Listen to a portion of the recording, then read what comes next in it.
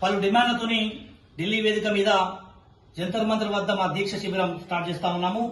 ప్రధానంగా చట్టసభలో బీసీల వాటా సాధన కావాలని చెప్పి మా ఏకైక డిమాండ్. రెండో డిమాండ్, మహిళా రిజర్వేషన్లో ఓబీసీ మహిళలకు సబ్ కోటా సాధన కావాలి.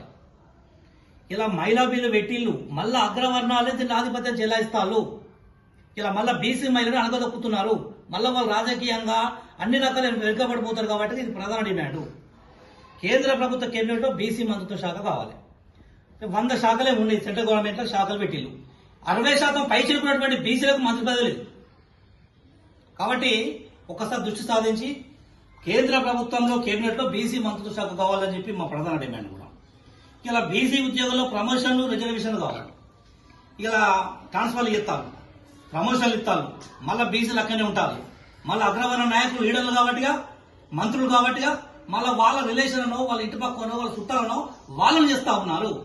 అంటే ఒక వాచ్మెన్ పనిచేసేవాడు వాచ్మెన్ దగ్గర ఉంటాడు.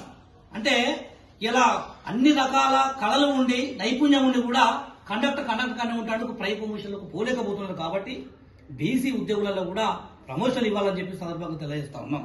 ఇలా అదేవిధంగా బీసీ విద్యార్థులకు 100% ఫీజు రీయింబర్స్మెంట్స్ కావాలని ఎన్నో నుంచి కోరుదాము. ఇవాళ తెలంగాణ రావడానికి విద్యార్థుల పాత్ర మరవలేనిది. తెలంగాణ ఏర్పాటులో ఎంతో మంది బలదాడులు విద్యార్థులు చేసుకున్నారు.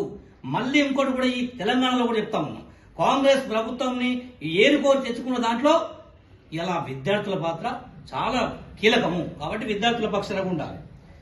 అదేవిధంగా ఈ ప్రధానమైన డిమాండ్లతోని మేము ఢిల్లీ వేదిక మీద చేసే ఉద్యమానికి అందరూ కూడా సహకారం ఉన్నది. మాకు ఇప్పటికి కూడా వివిధ కుల సంఘాల నుంచి మద్దతు లభించింది. మాకు మద్దతు తెలిపినటువంటి వివిధ కుల సంఘ నాయకులకు, వివిధ నాయకులందరికీ కూడా పేరు ధన్యవాదాలు తెలియజేసుకుంటూ సెలవు.